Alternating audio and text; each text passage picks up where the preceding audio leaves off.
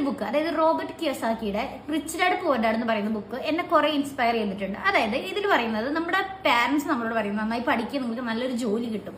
പക്ഷെ ഇതിൽ പറയുന്നത് നന്നായി പഠിക്കൂ, നിങ്ങൾക്കൊരു ബിസിനസ് അല്ലെങ്കിൽ നിങ്ങളൊരു കമ്പനി ഓൺ ചെയ്യാനായിട്ട് പറ്റും. അതായത് നമ്മൾ പിള്ളേരെ, നമ്മുടെ മക്കളെ ചെറുപ്പം തൊട്ടേ നമ്മൾ സമ്പാദ്യശീലം അല്ലെങ്കിൽ ഫിനാൻഷ്യൽ മാനേജ്മെന്റ് എങ്ങനെ പഠിപ്പിക്കണം, അതാണ് നമ്മൾ ശ്രദ്ധിക്കേണ്ട ഒരു കാര്യം. അപ്പോൾ ഇതിനു വേണ്ടിയിട്ട് ഒരു പുതിയൊരു ഓപ്ഷൻ വന്നിട്ടുള്ളത്, അതായത് നമുക്ക് സെറോദയിൽ നമ്മുടെ കുട്ടികളുടെ പേരിൽ നമുക്ക് ഇപ്പോൾ ട്രേഡിങ്ങിന് ചെയ്യാൻ പറ്റും.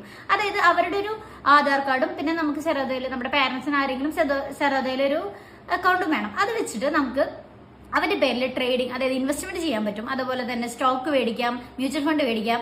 അപ്പൊ നമുക്ക് ഗിഫ്റ്റ് ആയിട്ട് ഒരു വേറെ എന്തെങ്കിലും ഉപകാരമില്ലാതെ കൊടുക്കുന്നത്, നമുക്ക് ഷെയർസ് ഒക്കെ നമുക്ക് നമ്മുടെ മക്കൾക്ക് ഗിഫ്റ്റ് ആയിട്ട് കൊടുക്കാൻ പറ്റും. അപ്പൊ അവർക്കും ഒരു സമ്പാദ്യശീലം, അല്ലെങ്കിൽ അവർ സമ്പാദ്യശീലം അല്ല, ഒരു ഇൻവെസ്റ്റ്മെന്റ് പ്ലാൻ അവർക്ക് നമുക്ക് ചെറുപ്പത്തിലേ നമുക്ക് ബിൽഡ് ചെയ്യാനായിട്ട് പറ്റും. ഇത് നിങ്ങളും ഒന്ന് ശ്രദ്ധിക്കുക, നിങ്ങളുടെ മക്കൾക്ക് ഇതൊക്കെ ഉപകരിക്കുന്നത്